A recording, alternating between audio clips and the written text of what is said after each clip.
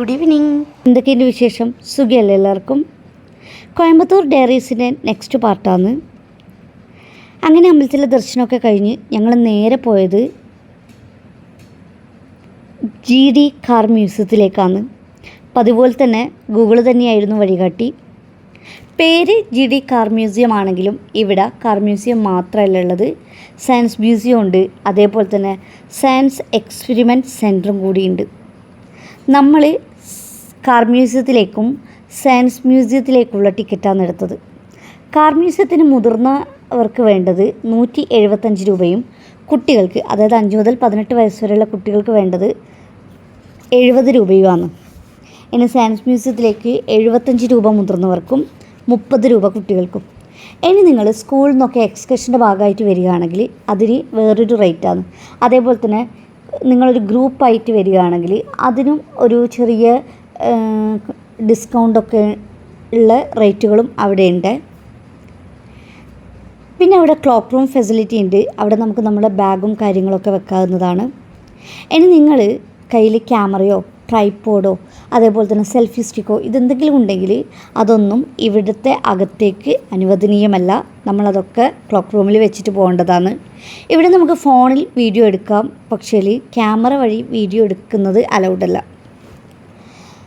പിന്നെ നമ്മളെ കയ്യിൽ അതൊന്നും ഇല്ലാത്തതുകൊണ്ട് വലിയ വിഷയമൊന്നുമില്ലേനു.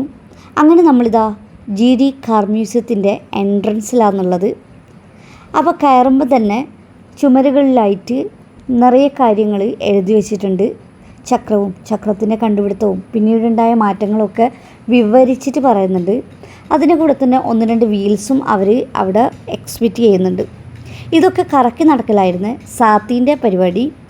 അങ്ങനെ കറക്കി ദാ ഇവിടെ എത്തിയപ്പോൾ മൂപ്പറൊന്ന് സ്റ്റക്കായിട്ടുണ്ട്. അത് ഇത്തിരി പാടുള്ള കാര്യമായിരുന്നു. അങ്ങനെ ഓരോന്നോരോന്നായി കണ്ടും വായിച്ചും മനസ്സിലാക്കിയൊക്കെ ഞങ്ങളങ്ങ് നടക്കുകയാണ്. സൗത്ത് ഇന്ത്യയിലെ തന്നെ ആദ്യത്തെ വിൻറ്റേജ് കാർ മ്യൂസിയമാണ് GD കാർ മ്യൂസിയം. ഇന്ത്യയുടെ എഡിസൺ എന്നറിയപ്പെടുന്ന പ്രശസ്ത വ്യവസായിയായിരുന്ന GD നായിഡുവിൻ്റെ സ്മരണാർത്ഥം അദ്ദേഹത്തിൻ്റെ മകൻ GD ഗോപാലാണ് 2015 ഈ മ്യൂസിയം സ്ഥാപിച്ചത്. കാറുകളുടെ സാങ്കേതിക വിദ്യയിലും രൂപത്തിലുമുണ്ടായ പുരോഗതിയെപ്പറ്റിയും കഴിഞ്ഞ തലമുറയിലെ ഓട്ടോമൊബൈലുകളുടെ പരിണാമത്തെപ്പറ്റിയും പൊതുജനങ്ങൾക്കും വിദ്യാർത്ഥികൾക്കും അറിയാനും പഠിക്കാനുമാണ് മ്യൂസിയം പ്രവർത്തനം ആരംഭിച്ചത്. ലോകത്തിലെ ആദ്യത്തെ കാറായ 1886 ബെൻസ് പേറ്റൻ മോട്ടോർ വാഗൺ ഉൾപ്പെടെ 100-ലധികം വിൻറ്റേജ് കാറുകൾ ഇവിടെ പ്രദർശനത്തിനുണ്ട്. America, France, Germany, Britain, Japan, Spain എന്നീ രാജ്യങ്ങളിൽ നിർമ്മിച്ച കാറുകൾ ഇവിടെയുണ്ട്. കൂടാതെ ഇന്ത്യയിൽ നിർമ്മിച്ച പ്രശസ്തമായ കാറുകളുടെ ഒരു പ്രത്യേക വിഭാഗവുമുണ്ട്.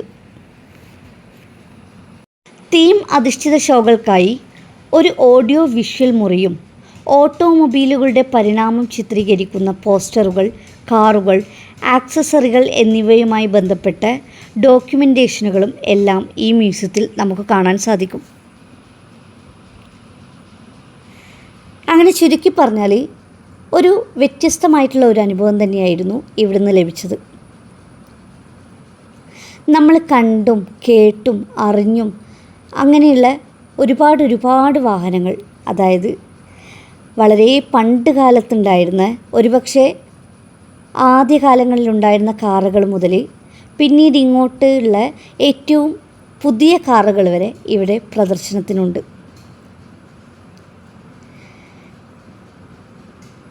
ഇവിടെ ആദ്യം വരുമ്പോൾ എനിക്ക് ടിക്കറ്റൊക്കെ എടുത്തപ്പോഴെനിക്ക് തോന്നിയത് ഇത് കുറച്ച് ഓവർ റേറ്റഡ് അല്ലേ എന്നാണ്.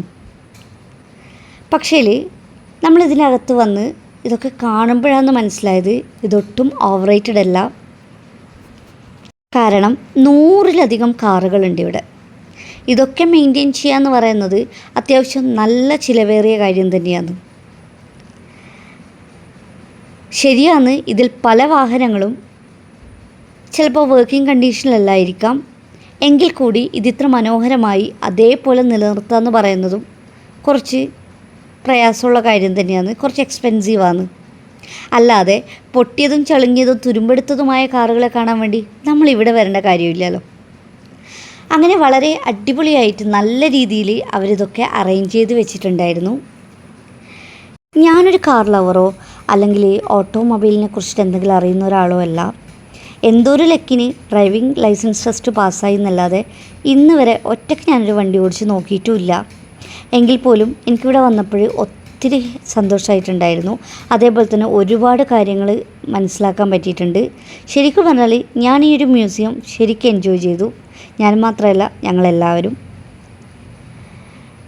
ഇതുവരെ ഞാൻ വിചാരിച്ച് വെച്ചിരിക്കുന്നതൊക്കെ തെറ്റായിരുന്നു എന്ന് മനസ്സിലാക്കാനും ഈ ഒരു വിസിറ്റ് എന്നെ സഹായിച്ചിട്ടുണ്ട്. അതായത് ഞാൻ പല കാറുകളുടെയും ഒറിജിൻ ഇന്ത്യ എന്നാണ് വിചാരിച്ചിരുന്നത്. പക്ഷേ അതല്ല എന്ന് മനസ്സിലാക്കാൻ എനിക്കിവിടുന്ന് സാധിച്ചു.